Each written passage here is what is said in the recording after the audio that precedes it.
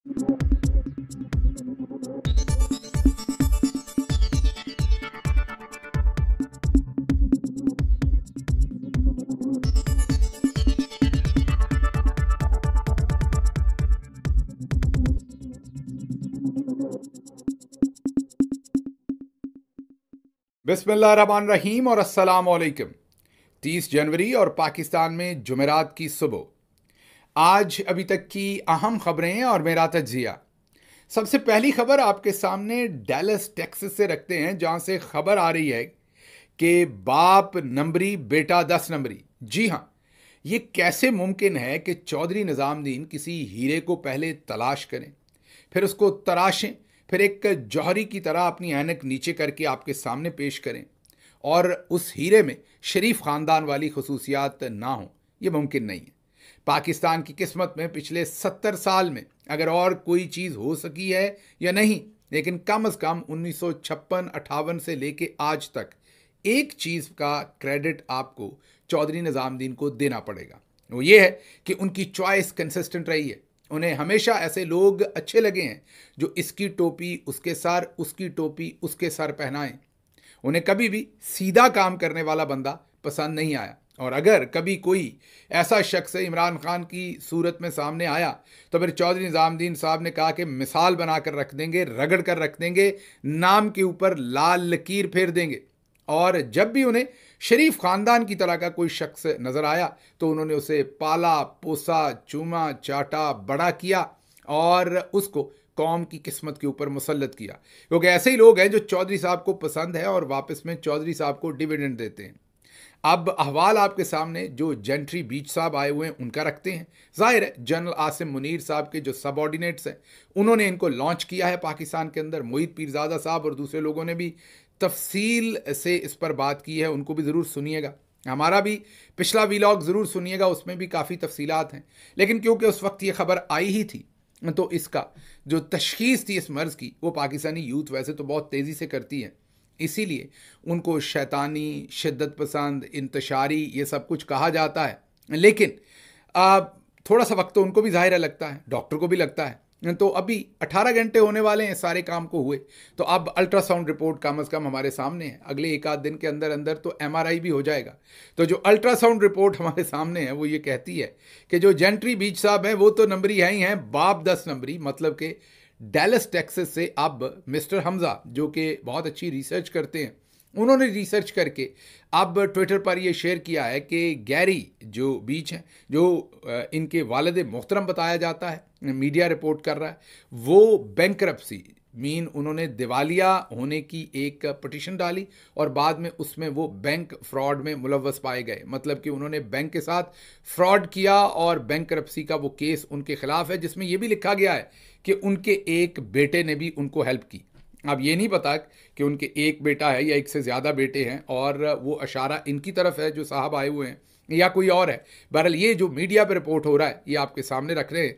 इसके बाद जो अगली चीज़ें सामने आ रही हैं वो भी बड़ी इंटरेस्टिंग है।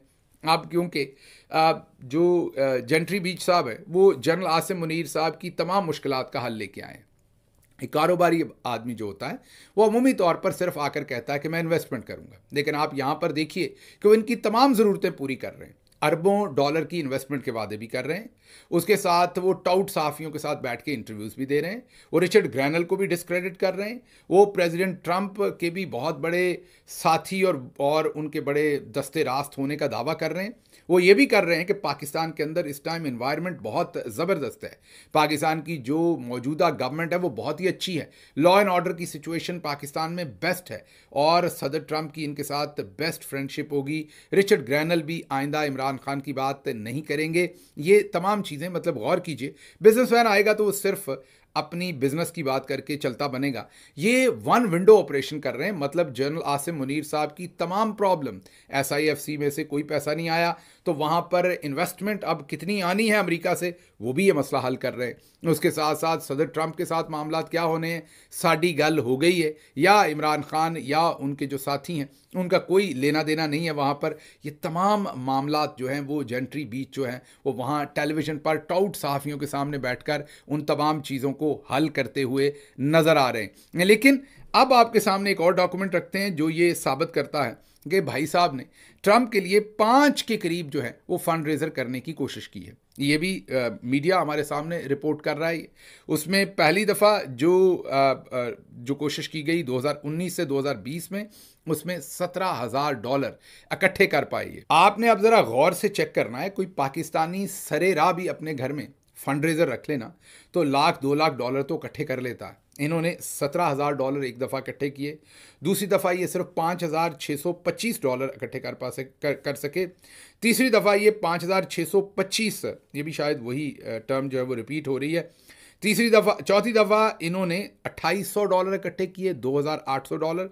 और पांचवी दफ़ा जो है इन्होंने $0 इकट्ठे किए। मतलब कहने का ये है कि सबसे बड़ी अमाउंट जो फंड रेजिंग की, इतने बड़े कारोबारी आदमी जो इकट्ठे कर पाए, वो $17,000 हैं। तो इससे इनका जो वॉल्यूम है उसकी समझ आती है। लेकिन जो सबसे यहाँ इंपॉर्टेंट बात है आपके समझने के लिए वो ये है कि हमारे जो इस वक्त जनरल साहबान हैं, और स्पेशली आसिम मुनीर साहब, army chief general Asim Munir, आप उनकी परेशानी का आलम देख लीजिए कि वो किस कदर परेशान है कि उन्हें इस तरह के बिजनेसमैनों को उतार कर एक बयानिया बनाने की कोशिश की जा रही है। मोहित पीरजादा साहब से ये पता चला कि ये जो लॉबियस्ट हायर किए गए हैं, जिन्हें शायद $1,25,000 माहाना दिए जा रहे हैं पाकिस्तान के किसी इदारे की तरफ से, उनकी वसातत से ये बिजनेस डेलीगेशन जो है ये सब कुछ बना के पाकिस्तान में पेश किया गया।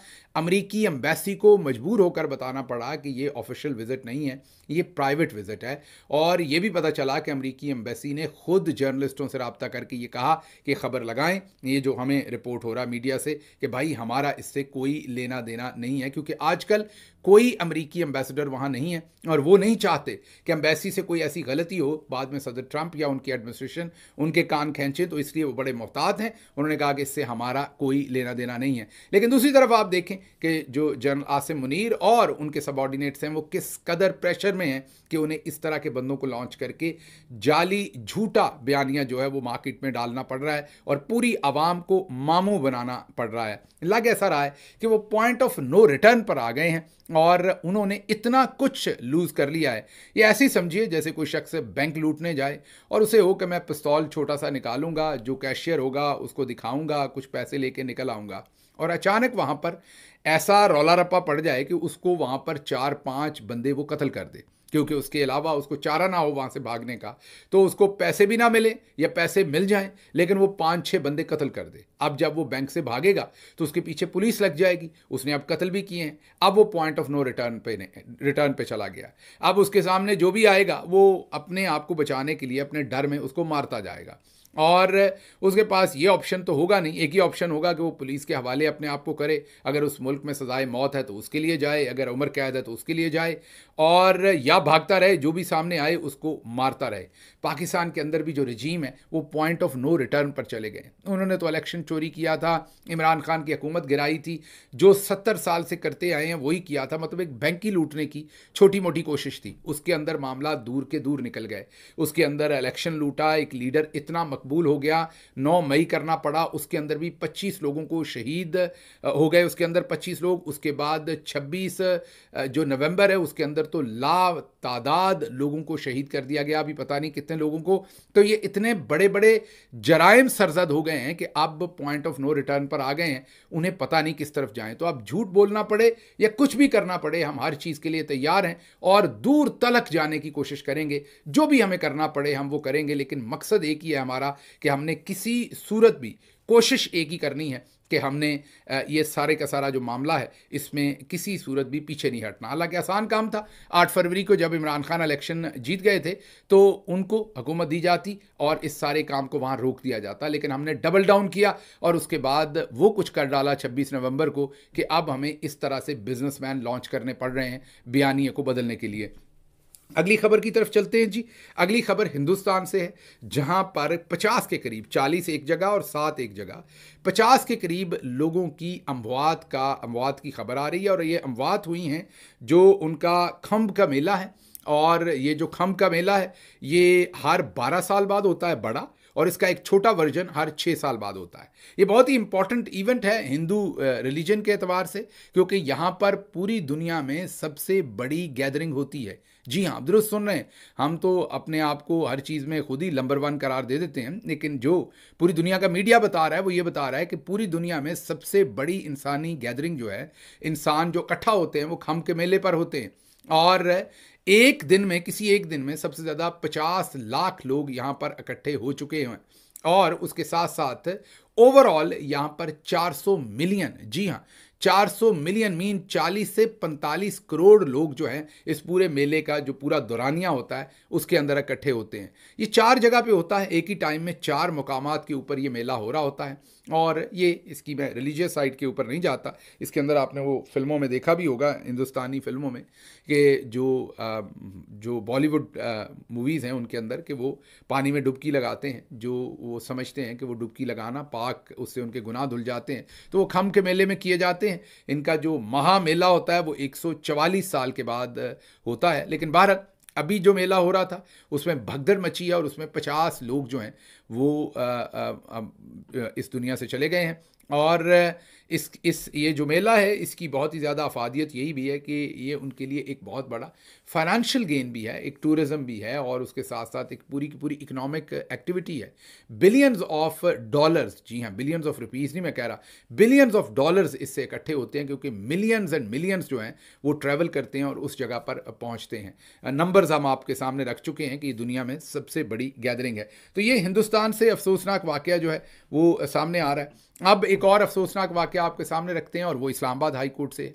खबर हमारी दुरुस्त निकली। हमने ये खबर आपको कम से कम 1.5 से 2 महीने पहले दी थी, याद आपको करना पड़ेगा। जो लोग हमारा व्लॉग रेगुलरली देखते हैं उनको याद आ जाएगा। हमने ये बताया था कि लाहौर हाई कोर्ट के जज सरफराज डोगर साहब को अब इस्लामाबाद हाई कोर्ट में लाया जा रहा है और उन्हें यहाँ पर चीफ जस्टिस बनाया जाएगा। आपको याद आ गया होगा, हमने आपको ये कोई 1.5 महीना या 2 महीने पहले खबर दी थी। अब इस वक्त जो पाकिस्तान का मीडिया है वो इसको रिपोर्ट करना शुरू हो गया है। अभी ये हुआ नहीं है, लेकिन अब रेगुलर मीडिया इसको रिपोर्ट कर रहा है और कल जर्नलिस्टों ने इस खबर को ब्रेक किया है। हमें खुशी है कि हमारे सोर्स ने हमें ये कोई 1.5 महीना पहले या 2 महीने पहले ये खबर दे दी थी, जब हमने आपके सामने ये खबर रख दी थी। अब मामला ये है कि ये जो सरफराज डोगर साहब हैं इनको क्यों लाना पड़ रहा है लाहौर से? इनको इसलिए लाना पड़ रहा है कि अगर जस्टिस आमिर फारूक साहब को ऊपर सुप्रीम कोर्ट का जज एलिवेट करना है, जितनी उन्होंने खिदमात दी हैं चौधरी निज़ामुद्दीन को, और फिर वो कभी ना कभी सुप्रीम कोर्ट के चीफ जस्टिस भी तो बनना चाहेंगे, तो अगर उन्होंने ऊपर जाना है तो फिर ऊपर मतलब सुप्रीम कोर्ट जाना है तो फिर उनकी जगह पर justice Mohsin Akhtar Kiyani automatically chief justice बन जाएंगे, क्योंकि वो सीनियर तरीन जज हैं। लेकिन मोहसिन अख्तर कियानी साहब को तो हमने बनाना नहीं, उनसे तो हमें बहुत बड़ा मसला है। तो फिर हमने क्या करना है? फिर हमने ऐसी सिचुएशन में डेफिनेटली हमारी ट्राई एक ही है कि हम कोई ऐसा जज लाएं जिसको हम किसी ना किसी तरीके से हैंडल कर सकें। तो सरफराज डोगर साहब का नाम निकला है। इन्होंने, ये वही जज साहब हैं जिनके बारे में मशहूर है कि इन्होंने अपने नायब कासद के ज़रिए पैगाम देकर शहबाज शरीफ को ज़मानत दी थी। लाहौर हाई कोर्ट में होते हैं, नून लीग के करीबी माने जाने जाते हैं। सरफराज डोगर साहब को जब अब 26वें आइनी तरमीम के बाद सदर पाकिस्तान के ट्रांसफ़र का नोटिफिकेशन निकाल सकते हैं, अगर सदर पाकिस्तान वो नोटिफिकेशन निकाल दें तो ये इस्लामाबाद हाई कोर्ट में आ जाएंगे। आमिर फारूक साहब के जाने के बाद ये ऑटोमेटिकली सीनियर तरीन हो जाएंगे और यूं ये वहाँ पर चीफ जस्टिस बन जाएंगे और उस अदालत को कंट्रोल कर लिया जाएगा। दूसरी खबर वहीं से है कि जस्टिस राजा इनाम अमीन मिन्हास, जी हाँ, जो हाल ही में जस्टिस मिन्हास और जस्टिस आज़म खान को इस्लामाबाद हाई कोर्ट में लगाया गया, खुसूसी तौर पर इमरान खान के केसेस सुनने के लिए और बुशरा बीबी के केसेस सुनने के लिए। उनके सामने जब केस गया और सलमान सफदर ने कहा कि हम आपके सामने केस आर्गू नहीं करना चाहते, 2 दिन से ये बहस हो रही है, लेकिन जस्टिस मिन्हास जो हैं एडिशनल जज हैं, उन्होंने बिल्कुल इनकार कर दिया है और उन्होंने कहा है कि नहीं, ये केस मैंने ही सुनना है, हर सूरत मुझे ही चौधरी साहब ने कहा हुआ है आपने ही सुनना है। राजा साहब दिल करे ना सुनना चाहते हो, लेकिन पीछे से आपको पता है कि डांग ऐसी है कि उन्होंने कहा ना भाई आप ही ने सुनना है। तो अब राजा साहब को जनाब मुस्तरद करनी पड़ी है इस्तदा। देखते हैं अब पाकिस्तान तहरीक इंसाफ के इमरान खान के बुशरा बीबी के वकला क्या करते हैं, लेकिन फ़िलहाल गेम वहाँ पर फंसी हुई है। अगली खबर मिशाल यूसुफजई, जो इमरान खान साहब और बुशरा बीबी की हाल ही में तर्जमान के तौर पर एक ख़त सामने आया था उनके बारे में, उनके पीछे पड़ी हुई है पूरी की पूरा सिस्टम। उनकी जेल जाने पर पाबंदी लगाई हुई है, और वो जेल के अंदर दाखिल नहीं हो सकती। 2 दफ़ा ऐसा हुआ है कि इमरान खान साहब को एहतजाज करना पड़ा है कि उनको क्यों अंदर दाखिल नहीं होने दिया जाता। वो बुशरा बीबी की तर्जुमान भी हैं। अब उनके ऊपर एक नया भोंडा केस बनाया गया है और वो केस ये बनाया गया है कि उनकी वकालत का लाइसेंस जो है वो मनसूख कर दिया गया है और अदालत में उनके खिलाफ कार्रवाई उस पर की गई है और उनके अदालत में दाखिले पर पाबंदी लगाई गई है। वजह सिर्फ ये है कि वो बाहर आकर वो बात बताती हैं जो अंदर से कहा जाता है और बाहर की वो बात अंदर बताती हैं जो उनको लगता है कि सच है। इसलिए अब मिसाल यूसुफजई जो हैं वो टारगेट पे हैं और किसी को टारगेट नहीं किया जा रहा। आप ये भी देखिए चौधरी साहब अब जो हैं वो मिसाल यूसुफजई को हर सूरत टारगेट कर रहे हैं और कोशिश कर रहे हैं कि वो किसी सूरत भी अंदर इमरान खान साहब तक या बुशरा बीबी साहबा तक ना पहुंच सकें और बाहर की बात अंदर उन तक और अंदर से बाहर बात जो है वो इंडिपेंडेंटली आवाम के सामने कन्वे ना कर सकें। इस खबर को भी हम फॉलो करेंगे और देखेंगे कि आने वाले दिनों में क्या होता है। खैबर पख्तूनख्वा में आईजी खैबर पख्तूनख्वा को तब्दील कर दिया गया है और उनकी जगह पर नोटिफिकेशन जारी हुआ है। जुल्फ़कार हमीद नए आईजी खैबर पख्तूनख्वा है। मैं इन्हें ज़ाती तौर पर ही आप समझ लीजिए क्योंकि पंजाब में मैंने सर्व किया हुआ है, तो जो पुलिस अफसरान से मुझे इनकी रेपुटेशन मिली है वो यही है कि नून के करीब हैं और वीक इंतज़ामी तौर पर पुलिस ऑफिसर हैं। बट लेट्स सी क्या करते हैं, अभी उनके बारे में कुछ कहना बहुत अर्ली होगा। अच्छा काम करेंगे तो हम सताइश करेंगे, बुरा काम करेंगे तो हम तनकीद करेंगे, लेकिन फ़िलहाल ये खैबर पख्तूनख्वा में आईजी के तौर पर गए हैं। दूसरी तरफ हमने आपको पहले भी बताया था कि जो आईजी पंजाब है वो अब पंजाब से निकलना चाहते हैं और डीजी FIA लगना चाहते हैं और उनको लगाने का फैसला भी कर लिया गया था, लेकिन फिर शरीफ ख़ानदान के अंदर रिफ्ट है जिसकी वजह से उन्हें डीजी FIA नहीं लगाया जा रहा। वो लगना चाह रहे हैं। बहरहाल इस कड़ी का ये हमने पहले भी आपके सामने खबर रखी है चंद हफ्ते। अब इस कड़ी का एक नया काम हुआ है और वो ये है कि मौजूदा डीजी FIA को ओहदे से हटा दिया गया और वजह बनाई गई है यूनान में उलटने वाली कश्ती। जी हाँ, याद होगा जिसमें पाकिस्तानी जाँ बहक हुए थे, 44 के करीब पाकिस्तानी जाँ बहक हो गए थे उस कश्ती में उलटने की वजह से। अब जो डीजी FIA है उनको हटा दिया गया उनके ओहदे से और वजह वही बनी है, कश्ती बताई गई है, लेकिन पीछे मेरा ख्याल वजह वो शरीफ ख़ानदान का और आईजी पंजाब का सागा है जिसमें वो चाहते हैं कि वो डीजी FIA लगें। अच्छा जी, अगली खबर आपके सामने मुज़ाकरात के बारे में रखते हैं। मुज़ाकरात के अलावा कोई रास्ता नहीं। अगर PTI सड़कों पर आएगी तो उनके साथ वही होगा जो पहले हुआ है। राणा सनाउल्लाह फिर कत्ल व गारत की धमकी दे रहे हैं। जब तक इस्टेब्लिशमेंट की मौजूदा क़यादत है कोई बैकडोर नहीं खुलेगा, मुज़ाकरात फ्रंट डोर से ही होंगे। मौजूदा क़यादत के साथ PTI की कोई बातचीत नहीं हो सकती, ये राणा सनाउल्लाह कह रहे हैं। मोहसिन नकवी का दौरा अमेरिका ऑफिशियल नहीं, निजी है। मुझे नहीं मालूम वो किस हैसियत से मुलाकातें कर रहे हैं। आप ज़रा गौर कीजिए, एक तरफ मोहसिन नकवी जो है वो निजी दौरा अमेरिका का कर रहे हैं और ये खुद कह रहे हैं हमें नहीं पता किस हैसियत से। पाकिस्तान का सफारत खाना कह रहा है हमें नहीं पता किस हैसियत से, और वो वहाँ पर दौरे को एक किस्म की स्टेट रिप्रेजेंटेशन की शक्ल दे रहे हैं। मतलब अमेरिका में फ्रॉड मोहसिन नकवी साहब कर रहे हैं और अमेरिका से निजी दौरे पर बिजनेसमैन ले जाकर उनको एक सरकारी दौरा बनाकर वहाँ पर हमारे लोग फ्रॉड कर रहे हैं। मतलब वहाँ पर हमारी मिनिस्ट्रियाँ, हमारा प्राइम मिनिस्टर, हमारा PTV, हमारे इदारे जो वहाँ फ्रॉड कर रहे हैं। एक दौरा वहाँ फ्रॉड करके आवाम के सामने पेश किया जा रहा है, एक दौरा यहाँ किया जा रहा है। मतलब सवाए इस 2 नंबरी के हमारी जो इस्टेब्लिशमेंट है उनको और कुछ करना आता नहीं और ना ही वो करना चाहते हैं। अगली खबर जो है वो राणा सनाउल्लाह का बयान है कि बैरिया टाउन का मुत्तहिदा अरब अमारात में मनसूबा कौमी मुफाद में नहीं है। माशाल्लाह, मतलब अगर कोई बिजनेसमैन यहाँ से वहाँ बिजनेस करे वो कौमी मुफाद में नहीं है। उन्होंने कहा पाकिस्तान से बहुत सारा पैसा बाहर चला जाएगा, तो जो जनरल कियानी साहब ने बाहर प्रॉपर्टी खरीदी है, जो जनरल बाजवा साहब ने बाहर प्रॉपर्टी खरीदी है, जो बाकी आपके जनरल्स ने और शरीफ ख़ानदान ने और बहुत सारों ने, वो मुल्क के साथ दुश्मनी नहीं थी। और हमारे जैसे जो बाहर से कमा के अंदर लेके गए थे पैसा, उनके साथ आपने जो हशर किया है, तो उसके बाद लोग वहाँ से पैसा निकालेंगे ही ना, और क्या करेंगे। उनको नहीं पता कि आप उनके साथ सलूक क्या करते हैं। तो बहरहाल जो बैरिया टाउन का मंसूबा है उसे मुल्क दुश्मन करार दिया है। उसके बाद आखिरी खबर, पीपल्स पार्टी, पहले उन्होंने पीका कानून जो है उसको पास करवाया है, अब मुनाफकत कर रहे हैं कि हम इसमें तरमीम करेंगे। जी हाँ, ये सहाफ़ियों के साथ लारे लगा रहे हैं, दोनों तरफ विकेट के खेल रहे हैं। पहले पास करवाने में वोट किया है, अब शहरी रहमान साहबा, जी हाँ वही जिनको बड़ी बड़ी फंडिंग अमेरिका से मिलती है जिना इंस्टीट्यूट के नाम से, वो NGO वाली आंटी जो हैं वो अब कह रही हैं कि हम इसमें तरमीम करवाएंगे। मतलब दोनों तरफ खेलेंगे। खबरें और भी थी लेकिन उनको पंजाबी व्लॉग में कवर करेंगे। मुझे यहाँ से इजाज़त दीजिए। अल्लाह आपका हामी और नासिर हो। पाकिस्तान जिंदाबाद।